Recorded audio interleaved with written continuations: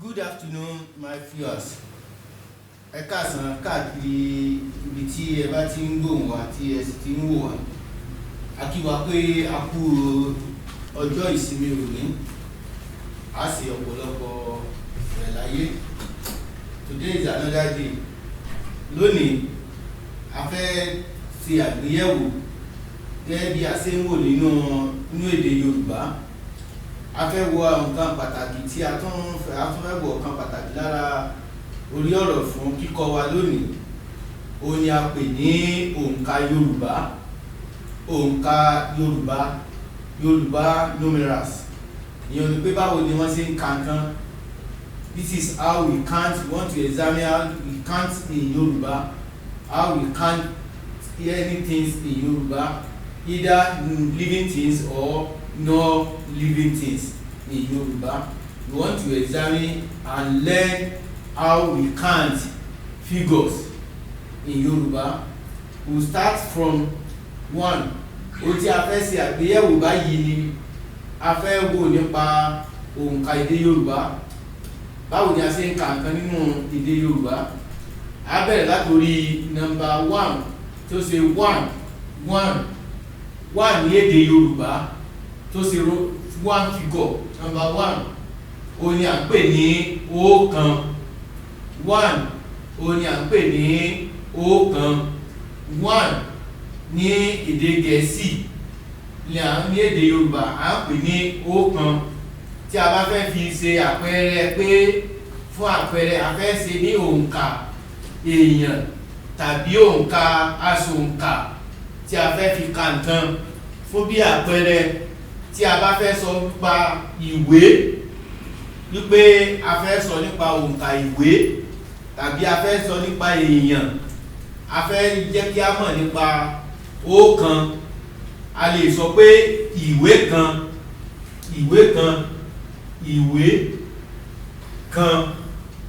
that is one book. Ìwé kan ni mo fẹ́. Ìwé kan, I want one book. Ìwé kan ni mo fẹ́, I want one book.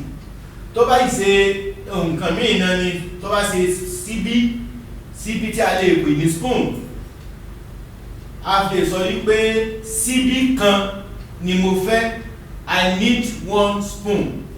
Ìwé kan, ohun tí a ń gbìyànjú láti sọ fún wa ni pé tí a bá ti pe ẹyọ kan, a lè lò pẹ̀lú onírúurú nǹkan tí ó wà láyìíká wa tí a lè fún ní, tí a lè kà.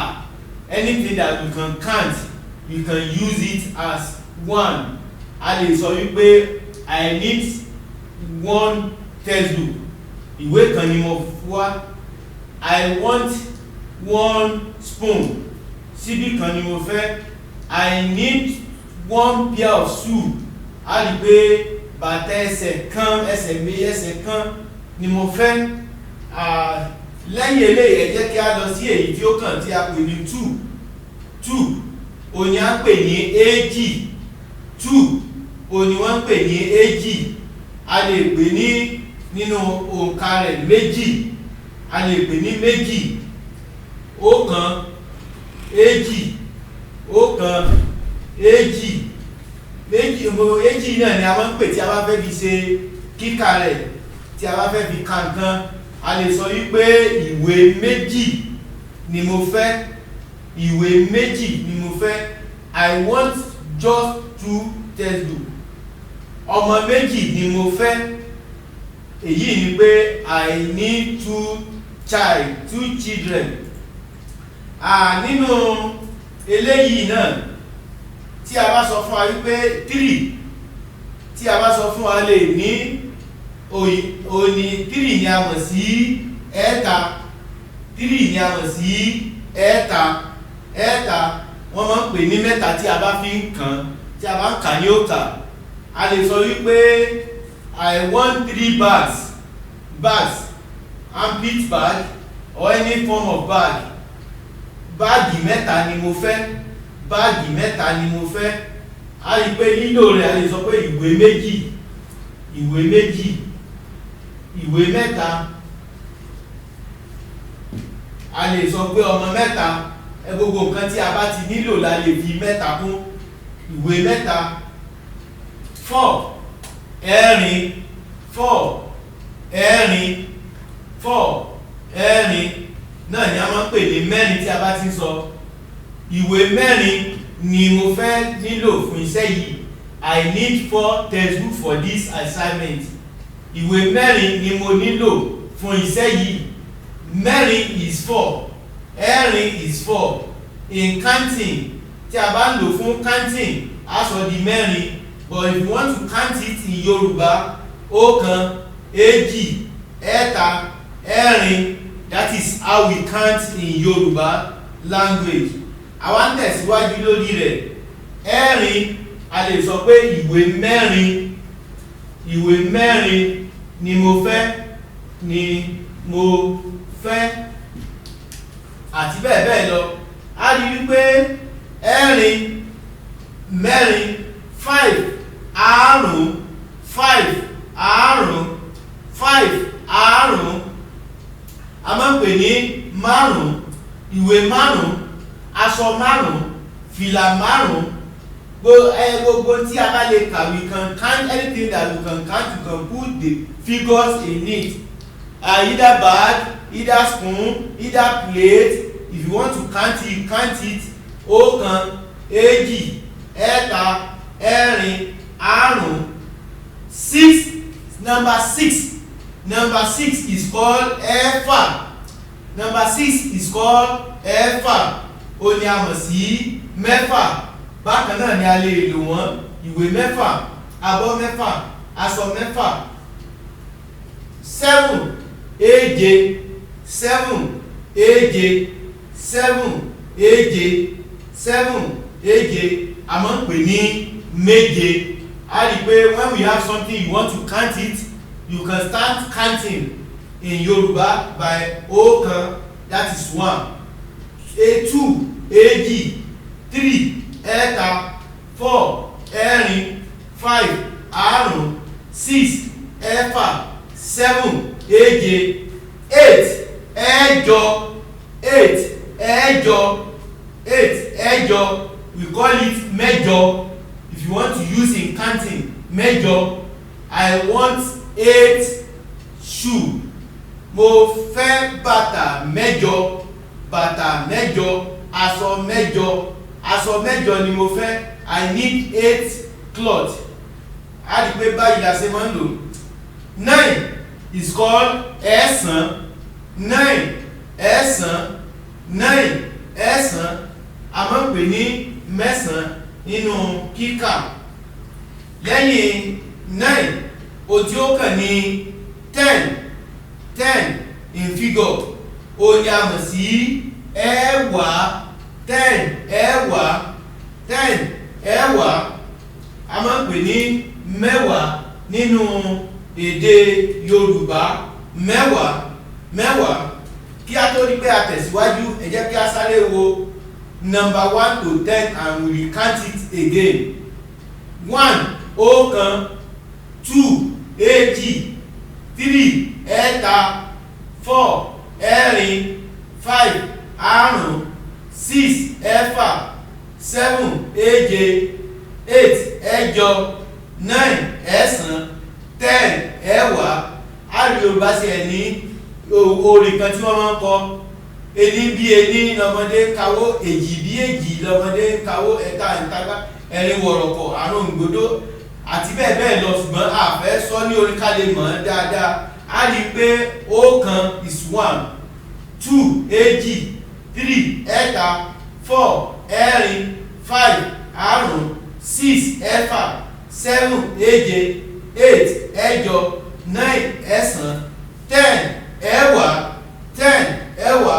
Nígbà tí a bá ti dórí mẹ́wàá, a rí pé àwa fẹ́ bẹ̀rẹ̀ àwọn nǹkan kan lórí rẹ̀ nípa àwọn bí àmì ìṣirò tí ó jọ mọ́ ìṣirò látorí mẹ́wàá. A tẹ̀síwájú láti máa wo báwo ni wọ́n ṣe ń pè látorí mẹ́wàá lọ sí 11. Tí a bá tẹ̀síwájú, a rí pé lórí 10 ẹ̀wá ó jẹ́ mẹ́wàá. Tí a bá fẹ́ fi 11 ọ̀kànlá, 11 ọ̀kànlá, 11 ọ̀kànlá, èyí ni mọ́kànlá. 11 ọ̀kànlá, èyí ni mọ́kànlá. Á wá jẹ́ 10 plus 1 is equal to 11. Ọ̀kànlé ní mẹ́wàá, that is 1 plus 10 give us 11. La wá sọ pé 10 plus 1 is equal to 11. A wá sọ wípé ọ̀kan is 1, lé is plus mẹ́wàá, that is ọ̀kànlá ni a pè ní ọ̀kànlémẹ́wàá ló di ọ̀kànlá tàbí mọ́kànlá.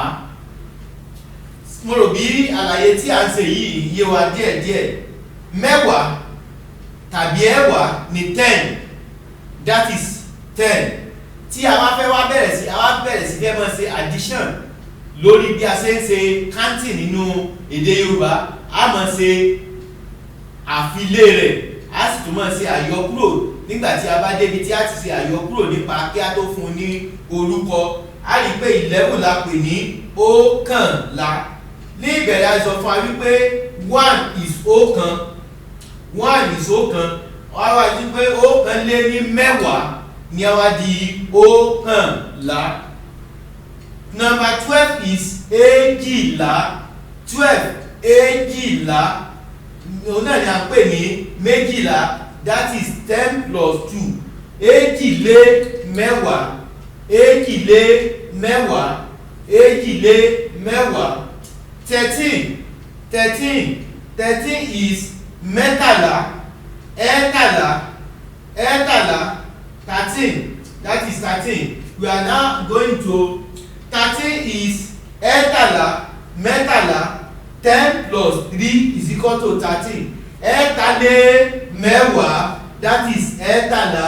14 is ẹ̀rìnlá, ẹ̀rìnlá,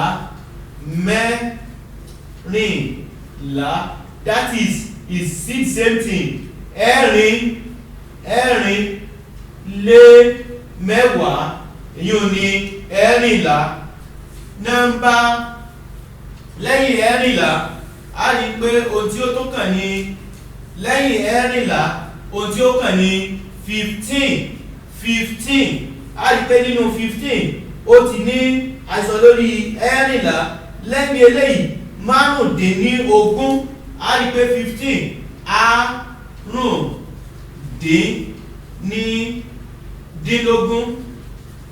àrùndínlógún, márùndínlógún, òní a máa ń pè ní márùndínlógún.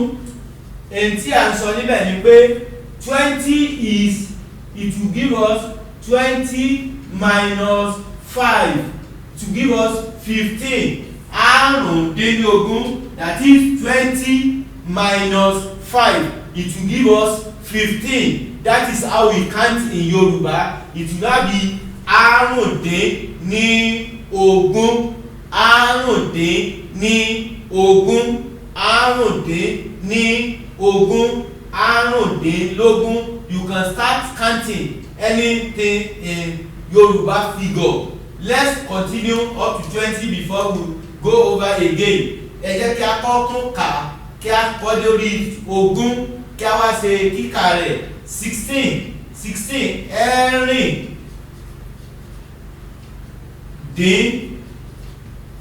ẹ̀rìndínlógún, that is 20 minus 4, that is 16. You know 4 is ẹ̀rin, I've explained this.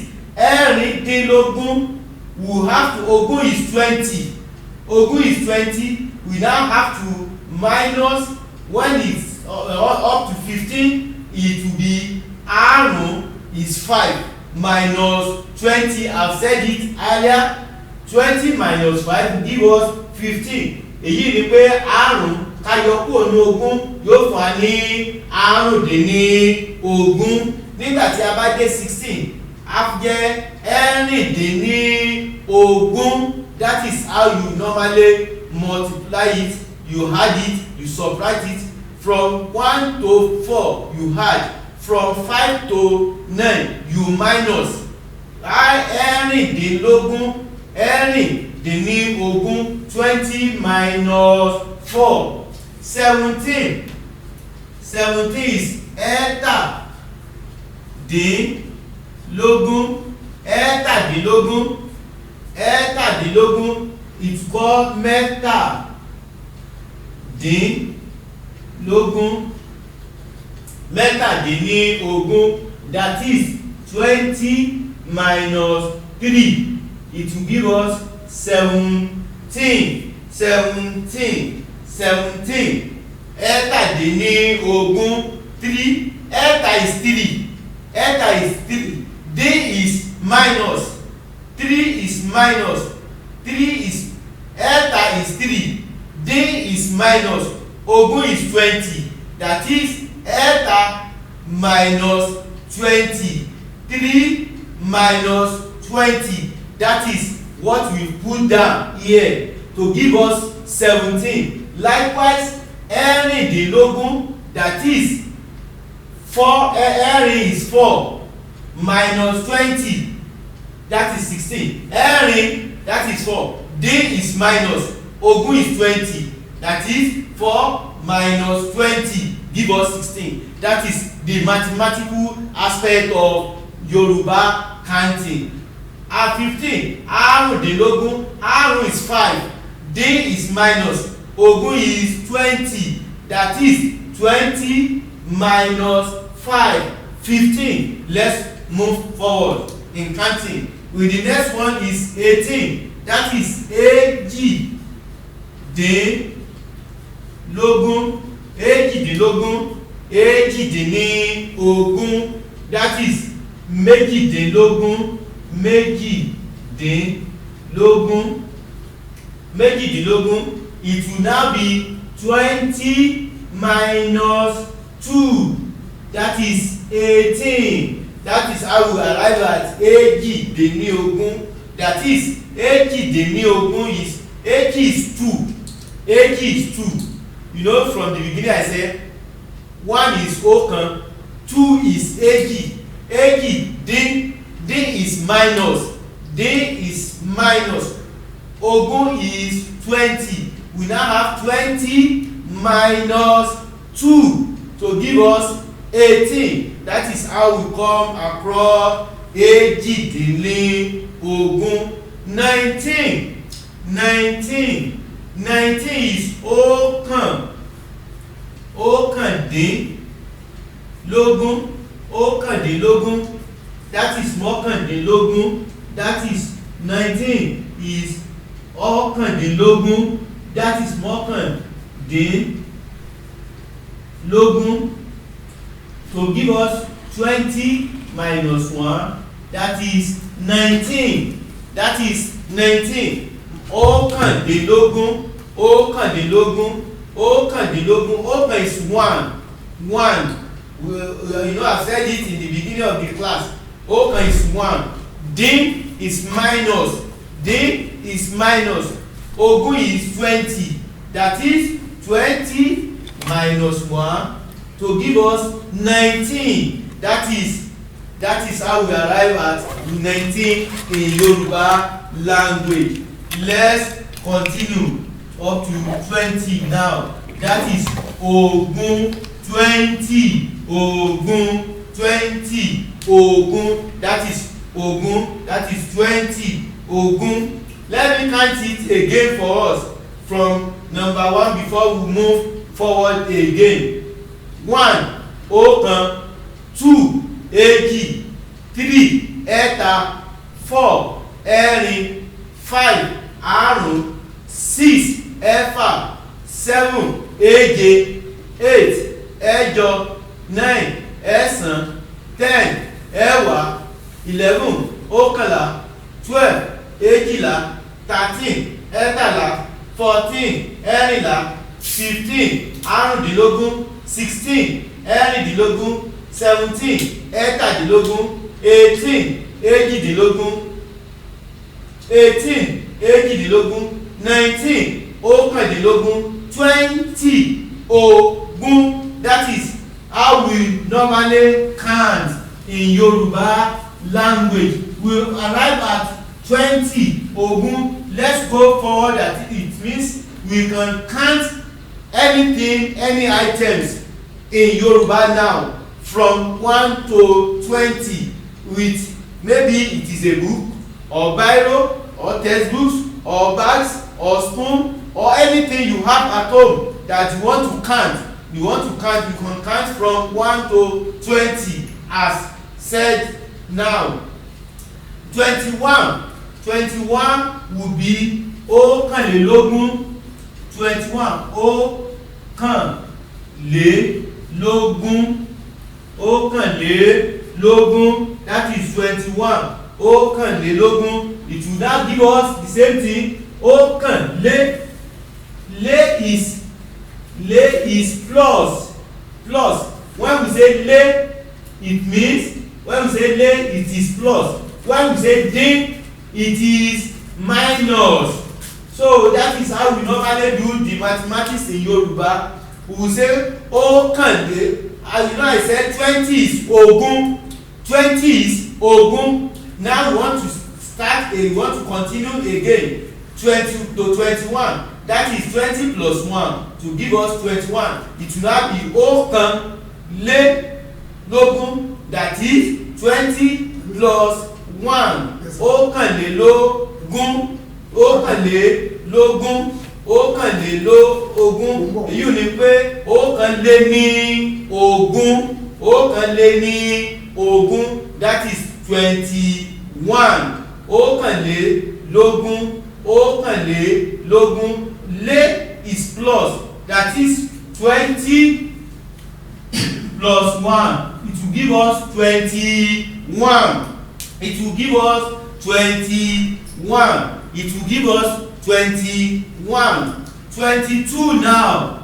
22 now. Yóò jẹ́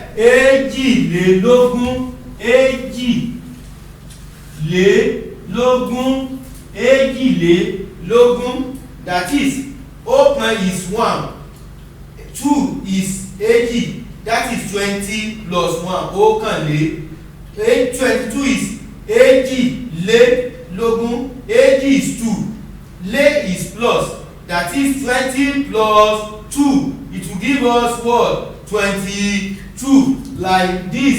That is 20 plus 2. It will give us 22. Èjìlélógún tàbí méjìlélógún. Mọ́kànlé. Ibi yìí a tún lè pè ní mọ́kànlélógún. Méjìlélógún. Ó ní àwọn ìṣirò tí a ń ṣe ní ibi yìí. Tí a bá wo 23 ẹ̀ẹ́tàlélógún. A rí pé ẹ jẹ́ kí a kọ́ gbìyànjú rẹ̀. A rí pé ẹ̀ẹ́tàlélógún. Ẹ̀ẹ́tàléníogún. That is 3 plus 20. It will give us 23.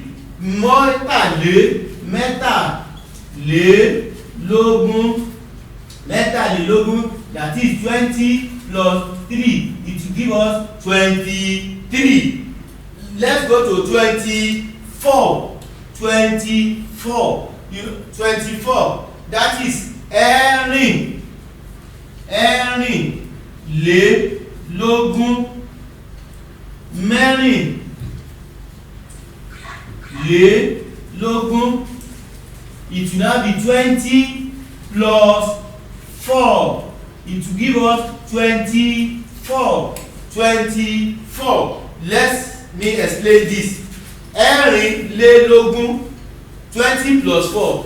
This is mẹ́rìnlélógún tàbí ẹ̀rìnlélógún. That is 24.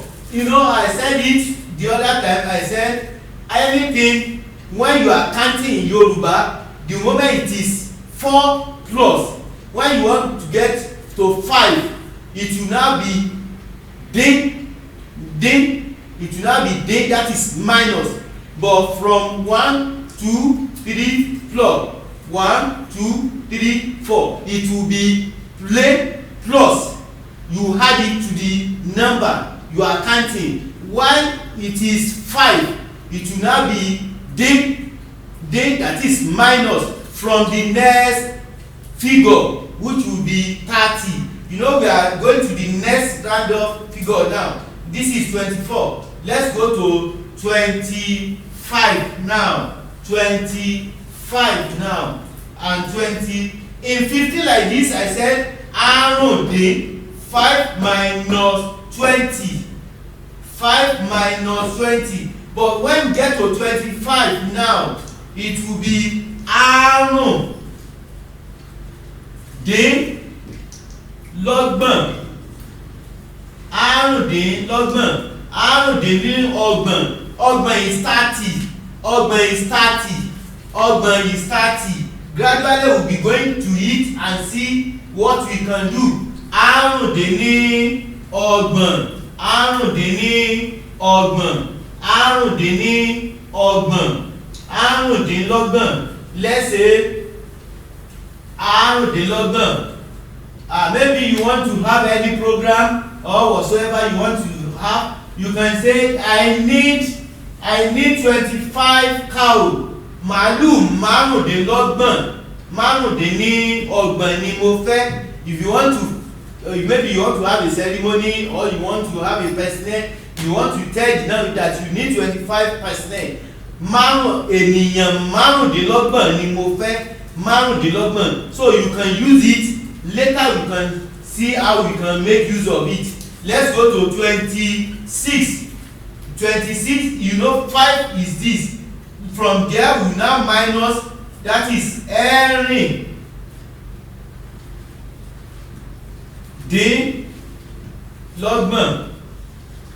That is 30 minus 4. It will give us 26. 26 ẹ̀rìndínlọ́gbọ̀n. That is, you know, this is minus from, we have 5 here. After 5 it will be less than 4. After the next one it will be less than 3, less than 2, less than 1. That is when we get to the next figure. Now what I'm saying is this. Ní 25 a lè ti mọ̀ pé márùn ló kù tí yóò pé ọgbọ̀n.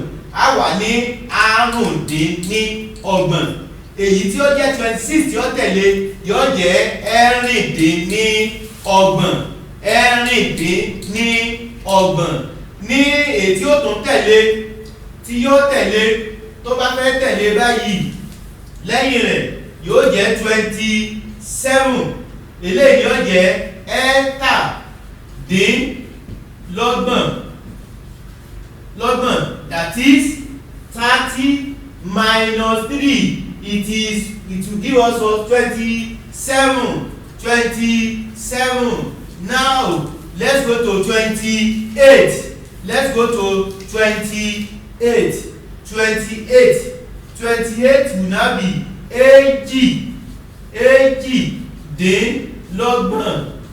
èjìdínlọ́gbọ̀n. That is méjìdínlọ́gbọ̀n. Méjìdínlọ́gbọ̀n. Mẹ́tàdínlọ́gbọ̀n. Mẹ́rìndínlọ́gbọ̀n.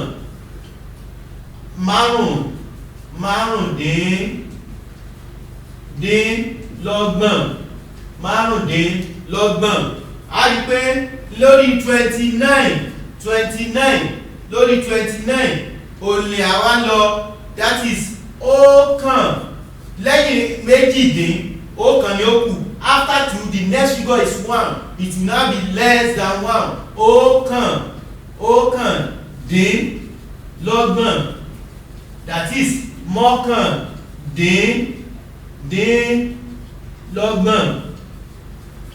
That is mọ́kàndínlọ́gbọ̀n. That is 30 minus 1 is it will give us 29. Now ọgbọ̀n, 30 is now ọgbọ̀n.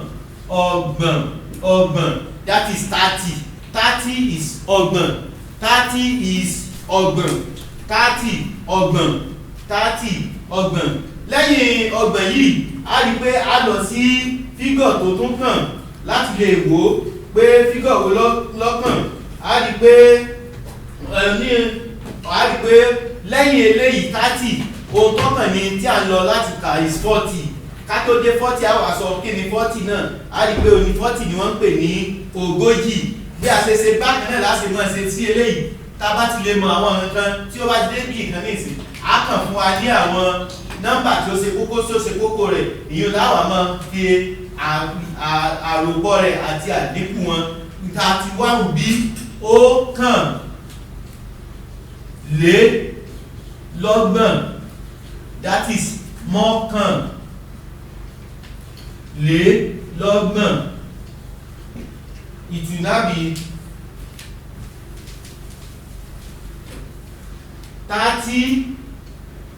30 plus 1.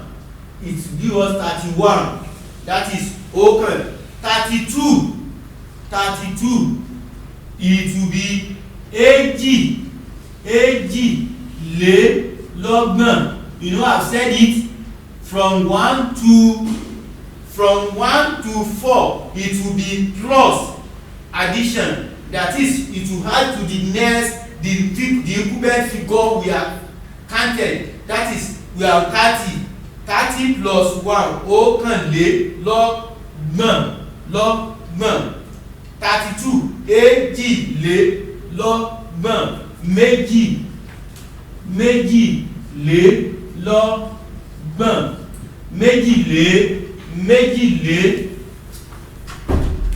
méjì lé lọ́gbọ̀n. That is 30 plus 2 to give us 32. 33 you can repeat it. ẹ̀ta lé lọ́gbọ̀n. That is mẹ́ta lé lọ́gbọ̀n. That is 30 plus 3 it will give us 33. Next to 33 is 34 in figure. In counting is 34. That is ẹ̀rin lé lọ́gbọ̀n. I've said it, lé is plus. When we add lé like this, that is plus or addition. You add to it addition to another figure. You add it to in the incumbent figure you are counting. That is 4 plus 30 ẹ̀rìnlélọ́gbọ̀n. A tún pè ní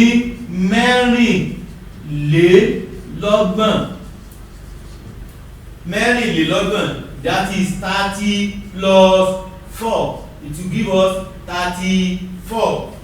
Let's go to 35. You know, I've said it that the moment we get to 5 it will be dín. Àrún. That is 5 minus the next. It will now be 5 minus the round figure we are going, which is 40. The figure we are going 10, 20, 30, 40, 50, 60, 70, 80. That is how we'll be going gradually. And when we get to some maybe 100, will now give us the round other one, so that you will be doing it on your own and practice it on your own. But 35 to be àrún dín ogójì. That is 40 minus 5. It will give us 35. It will give us 35. Àrúndínlógójì. Márùndínlógójì.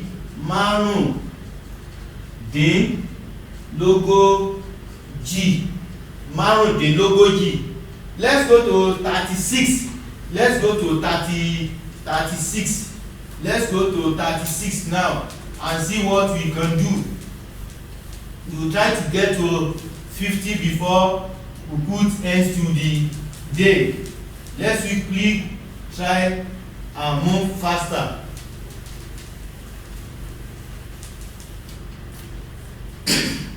36, that is ẹ̀rin. The 35 is 5 minus 40. Now 36 is next one. It will now be after 5 is 4. That is ẹ̀rìndínlógójì. Mẹ́rìndínlógójì. That is 40 is ogójì minus, that is minus 4. It will give us 36. 37. That is ẹ̀tàdínlógójì.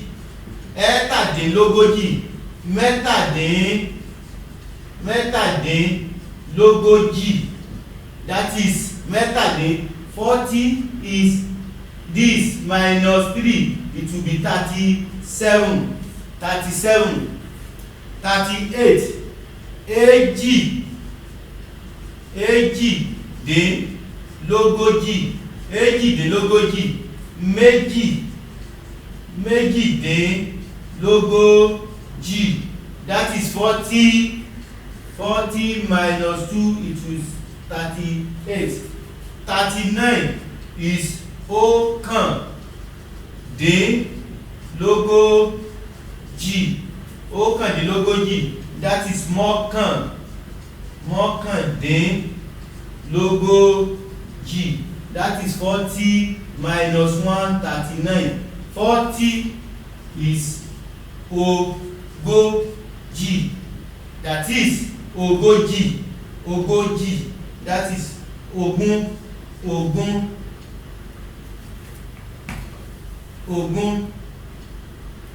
ogún méjì. That is 20 times 2 is 40. 20 times 2 is 40. Ogún méjì, ogójì. You know, I said 20 is ogún, 20 is ogún. When you have two ogún méjì, that is 20 times 2, it will give us 40.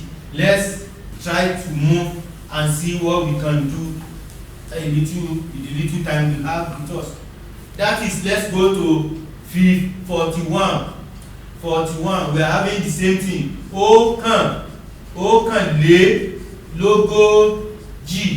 Ókànlélógójì. That is mọ́kànlélógójì. That is 40 plus 1. 40 plus 1 is 41. 42. Èjìlélógójì. That is méjìlélógójì. That is 40 plus 2. 42. 40 plus 2. That is 42. Likewise, we have 43. Eta is 3. From the beginning we say 1, ọ̀kan, 2, èjì, 3, eta. That is 3 plus ogójì lélógójì. Mẹ́tàlélógójì. 40 plus 3, 43. 44. 44 is ẹ̀rìnlélógójì. Mẹ́rìnlélógójì. That is 40 plus 4, to give us 44. The moment we get to 45, I've said this, that is, it will be 40. When we get to 45, you know, I said when it is 5, it will be minus àrún dín. 50 is now àádọ́ta. 50 is àádọ́ta. It will now be àrún dín láàádọ́ta. That is 50 minus 5. It will give us 45. Àrún dín láàádọ́ta. That is márùn dín láàádọ́ta. 46. It will now be anything after 5 is 4. We have 4, 5, 4, 3, 2, 1. Will now be minus. That is after 5 is next to 5 is 4. Ẹ̀rin dín láàádọ́ta.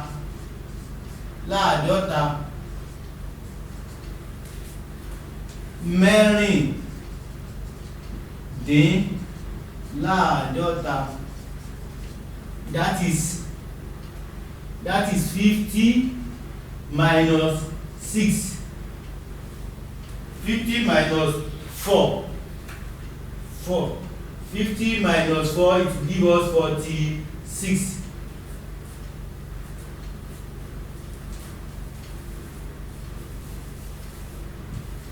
Let's go to the next figure. The next figure is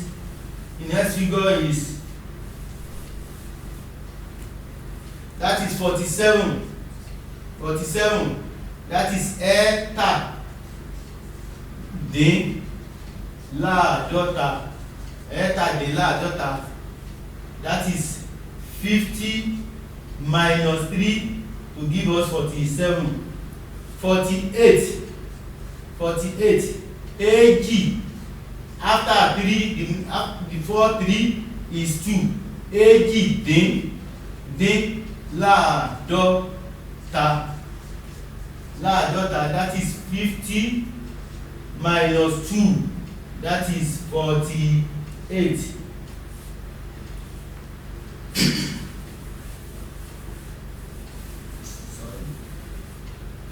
49 will now be 49 is now ọ̀kan. 49 is ọ̀kan dín láàádọ́ta. That is 50 minus 1 is equal to 49. 50 minus 1 is equal to 50 minus 1. Next to 49 is 50. That is àádọ́ta. That is àádọ́ta. Let me quickly remind you of the major one. Let me remind us about the major figures. The major figures, that is 10, ẹ̀wá, 20, ogún, 30, ọgbọ̀n, 40, ogójì, 50, àádọ́ta, 60, ọgọ́ta. Let me quickly give the analysis of 50. Àádọ́ta, that is when we have àádọ́, that is àádọ́ is minus 10. Àádọ́ta is ogún. 20 times 3. 20 times 3, ogún mẹ́ta times 3 minus 10. 20 times 3, it will give us 60. Minus 10, that is minus 10, it will give us 50. That is how we arrive at àádọ́ta. àádọ́ta. That is àádọ́. When we have àádọ́ like this, that is we have to minus from ta. We have ogún mẹ́ta. Ogún mẹ́ta is 20 times 3 minus 10. We will explain better. When we get to 70, we will do the same thing. We will minus from ogún mẹ́rin. That is when we get to 80. So we will see how we continue to have this little mathematical arrangement in Yoruba counting. We can count. We can use this counting. We can use this counting. You can use this counting for anything that you can count in your homes, in the office. Maybe you can use it for people. You can count people. I need 60 people. Ọgọ́ta ènìyàn ni mo nílò. Àádọ́ta ènìyàn ni mo nílò. I need 50 people. I need 50 textbooks. Àádọ́ta ìwé ni mo fẹ́. I need 50 plates. Mo nílò abọ́ àádọ́ta. I want 60 plates. Mo nílò ọgọ́ta abọ́ ọgọ́ta ni mo nílò. You can use it. Maybe you want to have a party, you want to have anything. You can tell the people you don't want more than 60 people. Èyí ni pé báyà bá fẹ́ ṣe ìnáwó, a fẹ́ ṣe àríyá, a lè sọ wípé a kò nílò ju ọgọ́ta ènìyàn lọ. Ọgọ́ta nílò pé 60.